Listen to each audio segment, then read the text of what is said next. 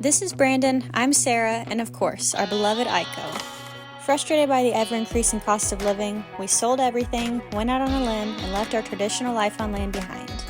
We built a new kind of dream together, and have been living full-time in our homemade slice of paradise ever since. We are always learning new ways to navigate this unique life off the grid and on the water, so grab a drink and join us for the ever-evolving adventure that is keeping afloat.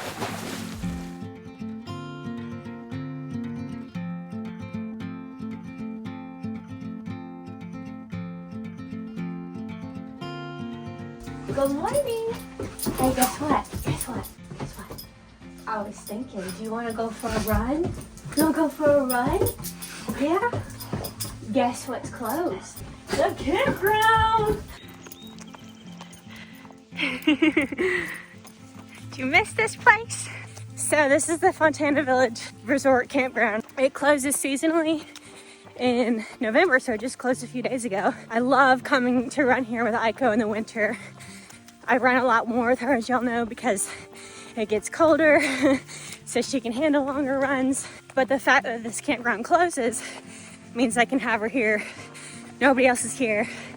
We can run with her off leash. There's 2 waterfalls along the way that she likes to get in. Lots of opportunity for her to cool off. And most importantly, it's flat.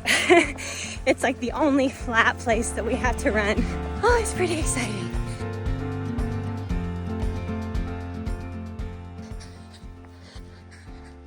As you can see, this easygoing front country campground is located just below the dam here at Fontana. It's an inexpensive option for lodging if you find yourself visiting the area, especially those of you with RVs, but don't expect any bells or whistles here. The best feature of this no-frills campground is simply its location.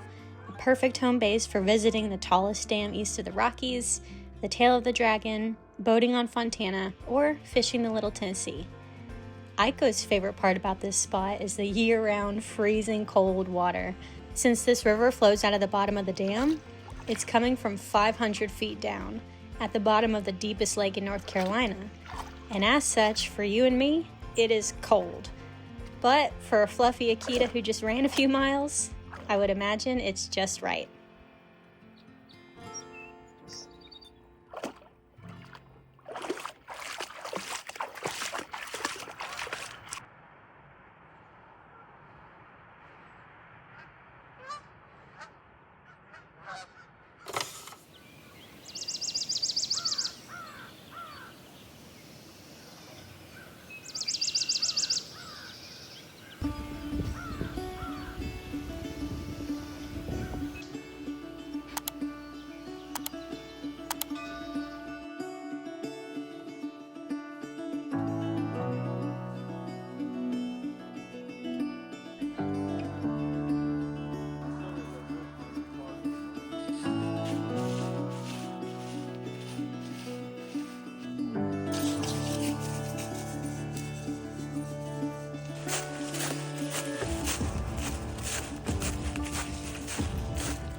How easy it was to go.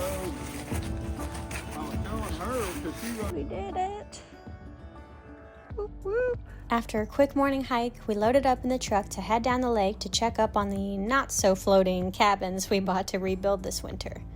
If you missed that episode, I'll link it in the description so you can get caught up on our upcoming plans. All right, this is Prince, one of the harbors on the other end of the lake, or about halfway down. And this is where our builds for this winter are, right? Yeah. Somewhere we got to talk to them about where we can best place to build at. If you guys remember, what we were going to do is have them sitting down on the ground like this to make it so you could just drive the truck right up to them. Where? Around the corner, there's a hill that road goes up. Maybe that's how you get in. Oh, that's it right there. Yeah. Here we got 2 separate permits. It's all hooked together right now, but that'll all get thrown in a dumpster and become basically 2 brand new floating cabins. So yeah, we're just trying to figure out, because we're not very familiar with this harbor, how we're going to get the dump trucks and the heavy equipment in here, because none of this obviously is like established roads. It's all just kind of been cut in. All right, looks like there's road access up there. We just need to figure out how we can get there from the main road, and then they can come down here. Hopefully that is good enough, and drive straight up to it. Definitely different from the sites y'all typically see in our harbor, because this harbor is so much shallower. So a lot of these houses, you know, people aren't living here, so they just set them right down in the winter. Some people move out to deeper water if they want to be here in the winter. Right now, as we speak, over in our harbor, we've still got like a couple 100 feet of water, so just different topography for sure. Is it not this one with the gate? No. No, that's somebody's yard. That's it. Yeah, I don't know, it's a little tight, but I think they should be able to get through there. Can we get a general update just on what's moving and shaking with all that? Got a guy that demolishes mobile homes. It's gonna come down with a dump truck and a loader and whatever he needs to just take those, demolish them. The floats are good, so I think Lowell wants to keep them to build his dock and get those off the lake. We can't build anything until we get those off the lake, so that's the first step, is getting those in a dumpster. He thinks the guy can do it all in a day and be done with it, so it's gonna take some maneuvering, but it is what it is. That's why not everybody does it. So yeah. After a couple other errands, we made our way back home.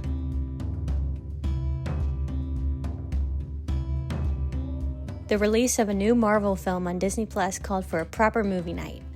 This chill, relatively uneventful day was the perfect precursor to what I couldn't have predicted would be an over-the-top epic day to follow.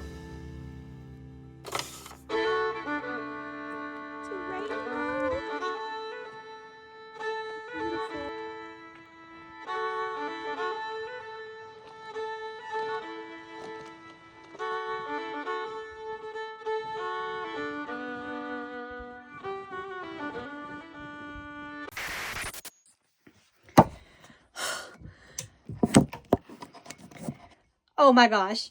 Oh my gosh. I don't even know if you guys can see me. I don't have time to mess with it. I've got to put a bra on. I don't know why I set up the camera for this. Okay, listen. There's a man here with a seaplane. He comes once or twice a year, every year, and I've missed him because I've been at work the past few years, and every time he comes, it's like, you don't know, it's like Santa. You don't, well, no, it's not like Santa. You know when Santa's coming. It's awesome. He came today, and I get to go up in a seaplane, and you guys are coming with me. Oh my gosh, do I bring the Insta360 to get the coolest angles? Aiko, what do? I have so little time. He's waiting. Okay, I'm doing GoPro because cool angles mean nothing if you drop it, right? Do I need shoes? Oh my God, wait, the GoPro's not charged. Okay. I had no time to prepare. Okay, how to go with the 360. I guess I'll be really careful not to drop it. Even my 2 extra GoPro batteries are both dead. What kind of content creator am I? Oh my God. Can you tell I'm just like geeking out, and you're about to see why. As you can see, this isn't your ordinary seaplane. This kind of float plane is what's called ultralight. With no enclosed fuselage, the pilot and passenger sit in open air as they fly. This of course limits the altitude and speed of the aircraft, not to mention upping the fear factor. I'd be lying if I said the prospect of being airborne in this thing wasn't absolutely terrifying. But every now and again, there comes a time when, quite frankly, you gotta grow a pair, or regret forever that you didn't. there goes Sarah.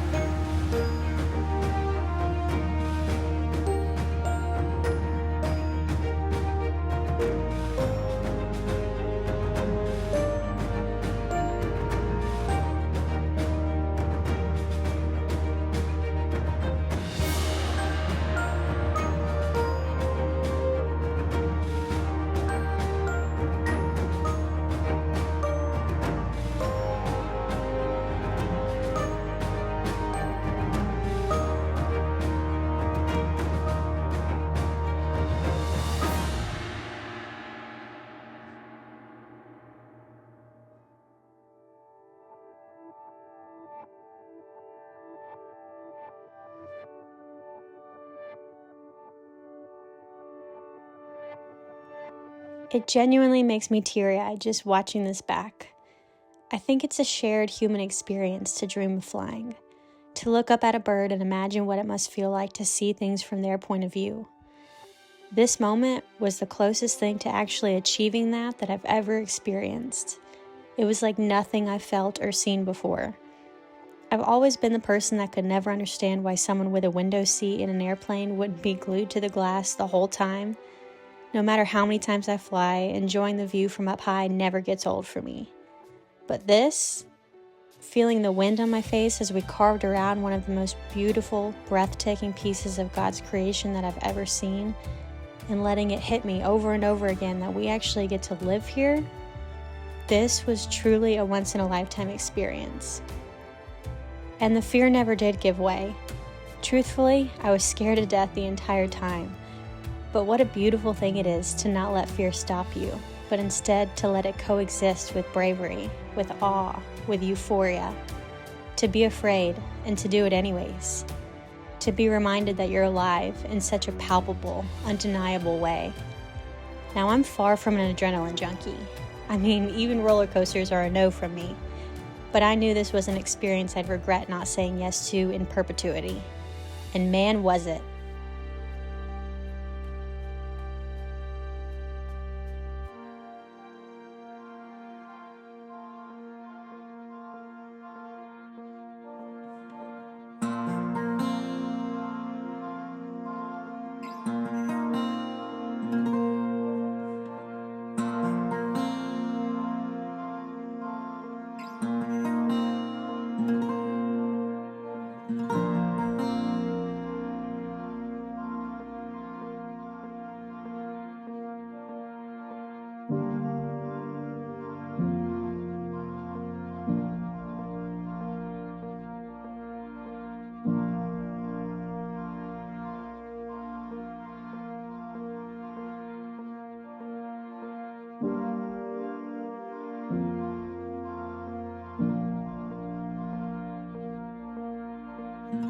As we landed, I felt a mixture of relief, fullness of gratitude, and absolute exhilaration.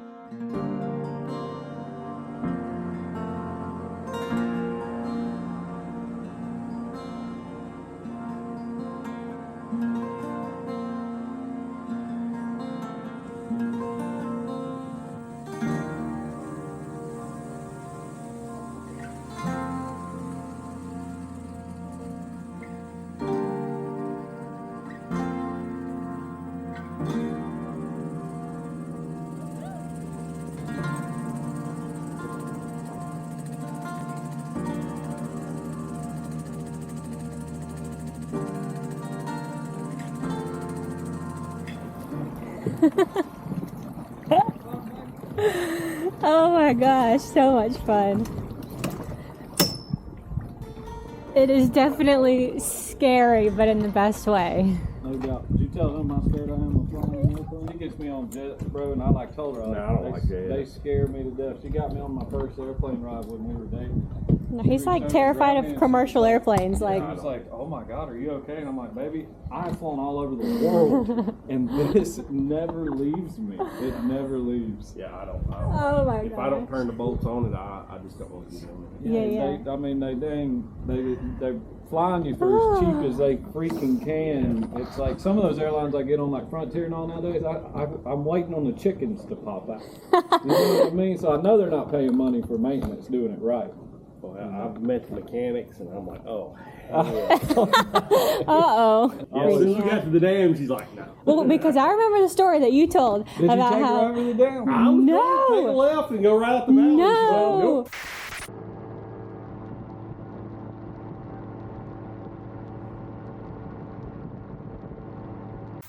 I wouldn't have known any better, but he told me this story of when you guys did that. First time he came in, I was like, yeah, hell yeah.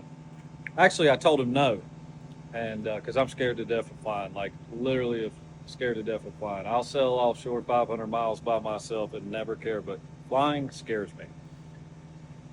He flew to Bryson City and he came back to buy more fuel, and the whole time after he left, I was like, man, If you lost, you should have got in that plane with that guy. Like, you don't get chances like that. Right. So then he comes back in, he's getting fuel. I'm like, hey, brother, let's go. I'll pay for your fuel. And I get in this plane with this guy. He already knows I'm scared. He takes off and he goes over and he flies up and he gets over there by the dam. And when he does, the air draft coming up the side of that dam hit us. That plane went about 1,000 feet backwards. And my fingerprints are still in the pole of that plane. And I looked over at him and he was grinning from just ear to ear. And I was like, I'm going to kill this guy. I'm going to kill him. That story was ringing in my ear. When we turned left out of the harbor, I was like, oh no, God no. I do not want to go over the dam. Yep. Like, I feel like I've exhausted all my bravery just getting up in this thing. I do not want to go over the dam. So he's come here a couple more times. If it's a little breezy, I won't go fly with him. I'll fly when it's flat. And the last time, I've flown 3 times with him. The last time he told me that he didn't like flying up high because there was no arc to it. So I asked him how he liked to fly, and he got like 2 feet a foot over the water and was flying. And that was so much cooler. I felt so much safer, even though it was more dangerous. Yeah. I did feel a lot safer as we were landing, but windy or not, I don't care. I just not that I don't care. I would prefer it not to be windy, but I don't care enough to not go out with him because it's such a rare opportunity. And like Brandon said, you just don't say no, just because you're scared.